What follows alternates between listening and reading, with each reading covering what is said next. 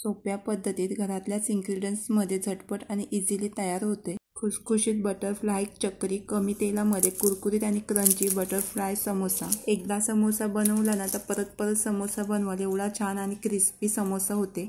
घरामध्ये जे साहित्य असेल त्या साहित्यामध्ये पटकन समोसे बनवून घेणार आहोत।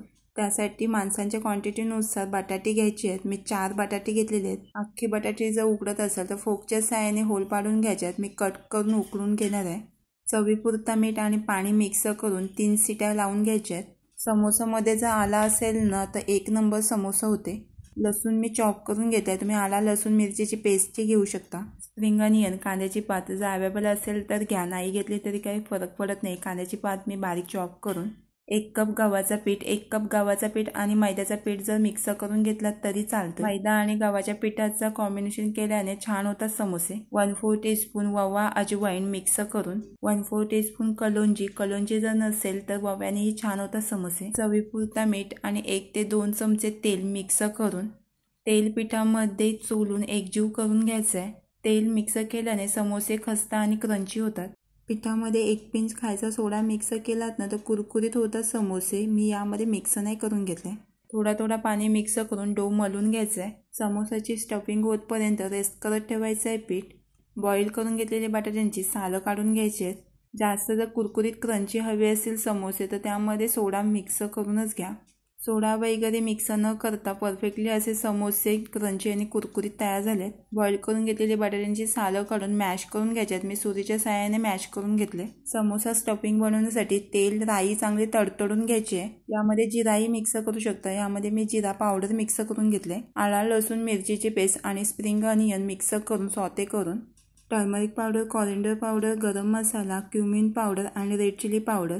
गॅसची फ्लेम मी ऑफ करून घेतले मसाले करपायला नको म्हणून। गॅस ऑन करून बॉईल करून घेतलेली मॅश करून घेतलेली बटाटे मिक्स करून समोसाच्या स्टफिंगमध्ये जर बडीशॉपची जर पावडर मिक्स केलीत ना तर अजून छान होतात समोसे 1 नंबर। बटाटे अजून मॅश करूनही घेऊ शकता। वरून खूप सारी कोथिंबीर मिक्स करून गॅसवरून खाली उतरून थंड करून बटाटे उकडताना आपण मीठ टाकलेलं होतं तरीही वरून थोडा स्प्रिंकल करून मीठ घ्यायचं, त्याने टेस्ट छान येते। मसाले वगैरे आपण मिक्स केल्यामुळे थोडाच मीठ स्प्रिंकल करून घ्यायचं आहे।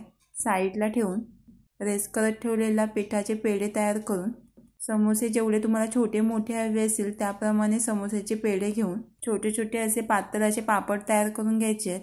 जर तुम्हाला मोठे समोसे पाहिजे असेल तर त्याप्रमाणे मोठे पापड तयार करून घ्यायचे। स्क्वेअरिंग शेपने साईडच्या कडा रिमूव्ह करून बटरफ्लाय चकरीसारखे समोसे तयार करून घ्यायचे।